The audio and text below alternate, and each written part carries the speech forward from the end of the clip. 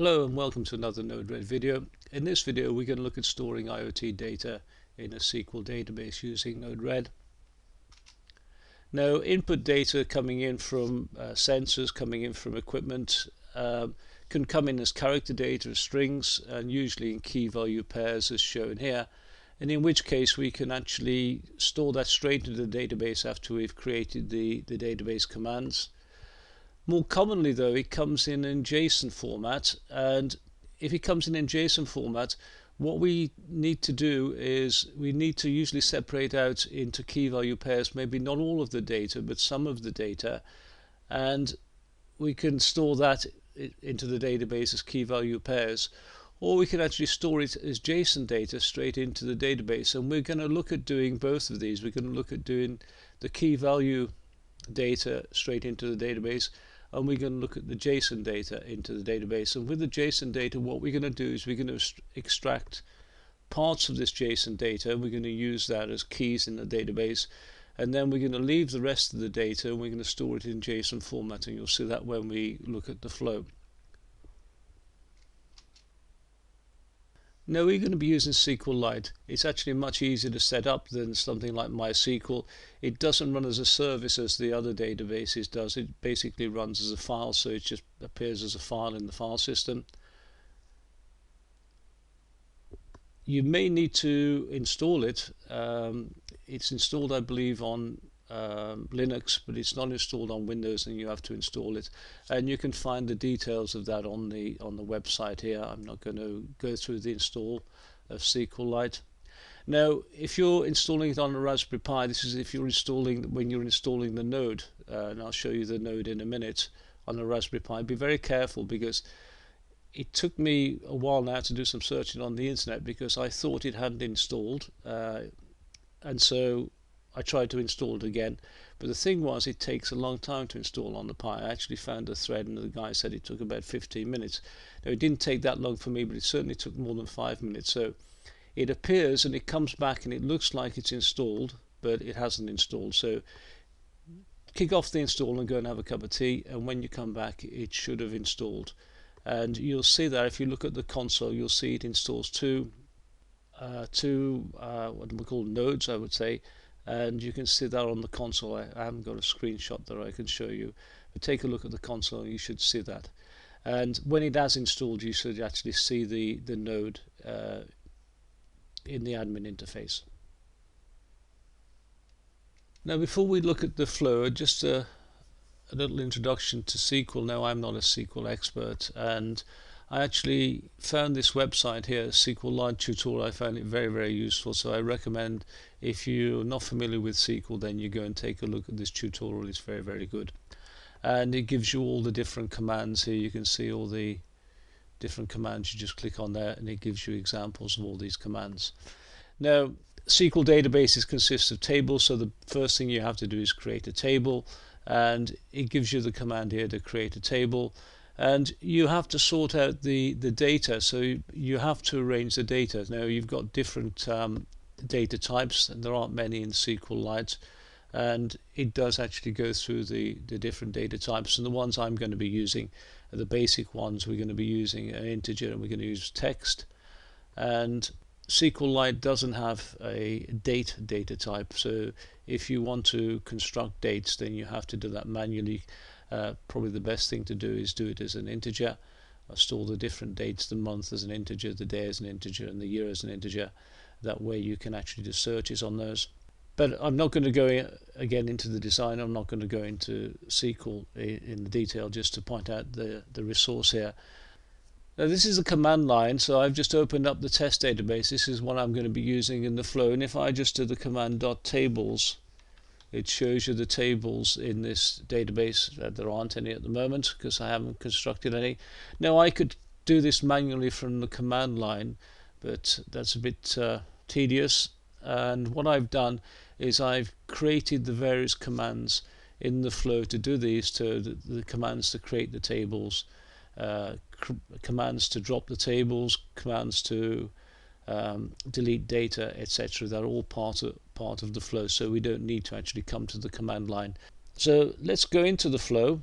So here's our flow here. It's actually we're going to be looking at two flows, and in the first video we're going to be looking at this flow here, and this is storing data coming in as key value pairs, coming in as text data. In the next video I'm going to look at storing JSON data, and this is going to use the second flow here.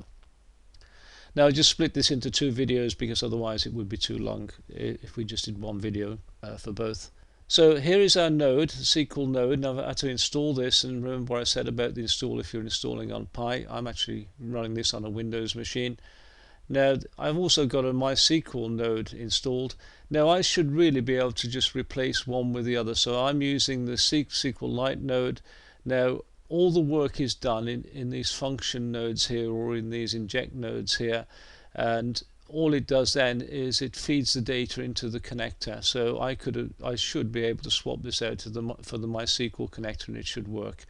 Now if I look at the info on the node here, the important bit here is it tells me that the SQL query is sent via the message topic. So we have to create the query, and then we have to pass it as part of the message topic, and I'll show you that in the flow in a second.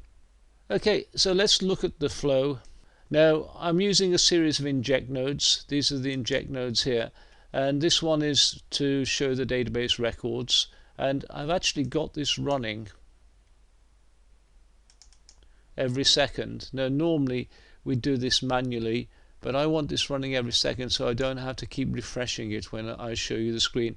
And I've actually got a user interface here, which is there, which is showing the sensor data. That's why we got two nodes on here, because we're using this one here to display the sensor data. Okay, so I've got an inject node to create the database table, and let's just have a look at that. And you can't see it very well in here, so I'll copy it out into Notepad. Okay, this is what it looks like in Notepad. So we're going to create a table, so the command is create table. The table is going to be called data, and these are all the elements of the table. They're going to appear as columns. We can have a timestamp. I'm actually going to use a counter here rather than actually a time. And it's the primary key, which means it can't be a duplicate. So it has to be unique.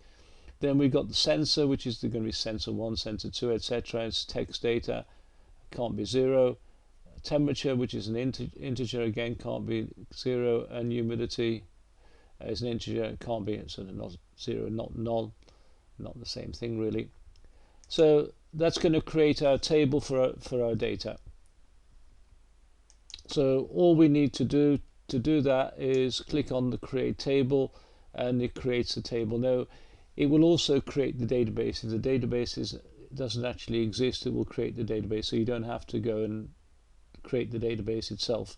The database is created by the node, and all we do on this node to configure it is we can give it the location of the database. I say the database doesn't have to exist when you do this. It will be created when you actually inject anything into it. Okay, so let's create our table. So we just click on this here, and you can see over here we've got two outputs. The first one is basically the command that we injected in here to create the table, and the second one is the output of this, which is the result of that command, and it's got an array of 0, which basically means it went okay. Now if there was an error there, we'd have an error object, and let's just get rid of that, and let's create an error. Now the table exists, so we can't create the same table, so let's create it again, and you can see this time we have got an error object, and you can see this is the result of the error. Now further down in this node I've got a little catch node that's catching the error, and I'll show you that in operation later on. But I've got it on the display, so you can see at the bottom here, you can see the error that's been thrown up there, and that's been caught by this catch node down here. I'll explain that later on. We go through it quickly later on. Okay, so we've got our table now, so now we can actually insert data into it, and that is done by these function nodes here. So we kick off the insert, and you can see the insert is just injecting a timestamp. It's just kicking the flow off. The work is done in the function node. Oh, I should mention, by the way, that I've actually disconnected this here for the time being, the one that's showing the data, and that's because it kicks off every second. You'll be seeing stuff coming over here in the debug node, and I don't want that confusing everything, so I've just stopped it for the time being.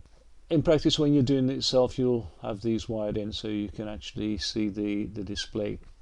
Okay, let's take a look at this insert node. This is a very basic insert node where I'm doing everything manually. And you can see here, this is the command. Now I'm going to copy this again out into Notepad. So basically what we're going to inject into this, we're going to inject it into the topic. So we're going to use the topic. We're going to use the command insert into data, so that's inserting into the table data. We're going to insert timestamp, sensor, temperature, humidity, and these are the values we're going to insert. I'll just put a return in here so we can see them. So I'm going to put a timestamp as 0, the sensor is just going to be called sensor, the value is going to be 20 for the temperature and 66 for the humidity. So that's what it's going to happen. So this is what we're currently seeing here, nothing. Now I'm just going to remove that and reconnect it in and deploy it. This is so I can actually show you the data. Okay, so let's do the insert, and if we insert it, you can see here it all appeared to go okay. We didn't get an error message, and if we look over here, we won't see anything because I remember I have to manually do it, and you can see the result of that. So timestamp is 0, sensor is called sensor, temperature 20, and the humidity is 66, which is what we saw when we looked at the data. Okay, so basically we're going to use the same pattern. So we're just going to be creating the commands like we did with this basic insert node. Now obviously in a normal flow we won't have them fixed, we'll have them in variables, and so that's what I'm going to do in the next one. So this is the next flow, sorry, this is the next function node, and you can see here I'm going to use the variable sensor, and it's going to be called sensor5, and the rest is going to be fixed like it was before. I'm going to use the value of 4. Remember, these have to be unique, so I couldn't use 0 again, and the rest are fixed, 20, 66 as they were before, but the one that isn't fixed is the sensor. Now I'm going to just copy that out because this is really important, and let's look at it in Notepad. Now you can see here this is basic JavaScript. We're just adding the things together to get a string, and what we've got around this sensor, this is a variable, what we've got around here is quotes. Now it's very important, if you omit the quotes then it won't work, and it's very fiddly. I find it very confusing. Now if the variable is an integer we don't need the quotes around it, but if it's a text string, which is the sensor is, we need the quotes around it. You can see here there's the backslash, which is a delimiter, and a single quote, and again backslash as a delimiter, a single quote, and that will put a quote around this value. The rest of these are numbers, they don't need quotes. Okay, so let's inject that one. I'm just going to clear the thing there, and I've actually got a debug node on there, so we should be able to see. So let's insert the data, and again we've got an array of 0 coming out, which means there wasn't an error on it, and this is the command I sent in there. I'm just going to open that, bring that across here, so we can see the command insert into data, timestamp, sensor, temperature, humidity, and these are the values 4, and notice sensor 5 is surrounded in quotes here, 20 and 66. And if I go back here and show the records, you should see it appear there. Okay, let's go back to the final bit of the flow. Now before I show you that, I've actually restored this here so it's actually on an interval again, so I don't have to go and keep clicking this to see the screen. And you can see we've got data in here already from before, and I can just clear that data out by deleting the records, and it's gone. Okay, now here's our function node here generating test data, and this is the node that's the function node that's generating the actual query into the database. And I've got it on a delay of a second so we can actually see it. You can remove that delay if you want. This is just for the video. Okay, so let's look at our test data, and what we're doing is we're basically inserting a sensor, and this, you can see it here.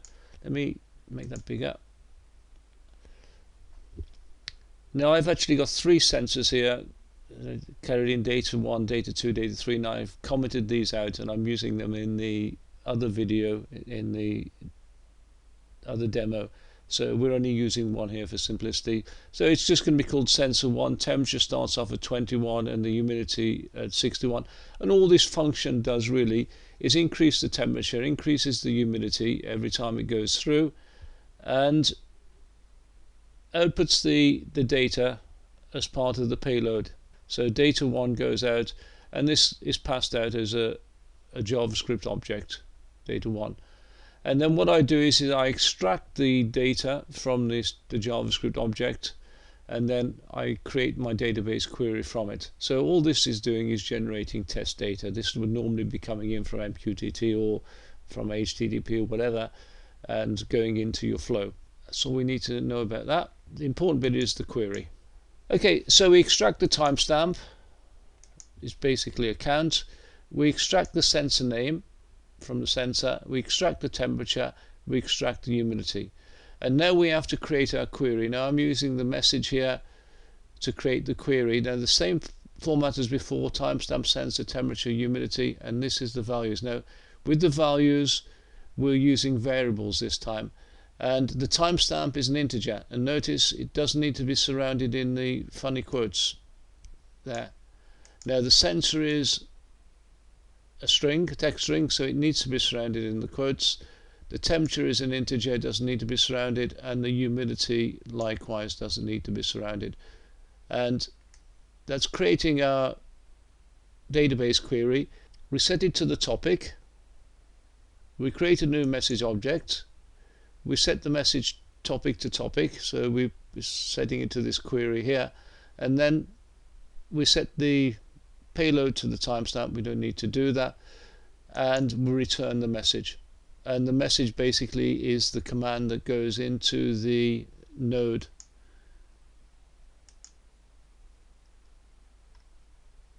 into the SQLite node, and that will insert the data into the table.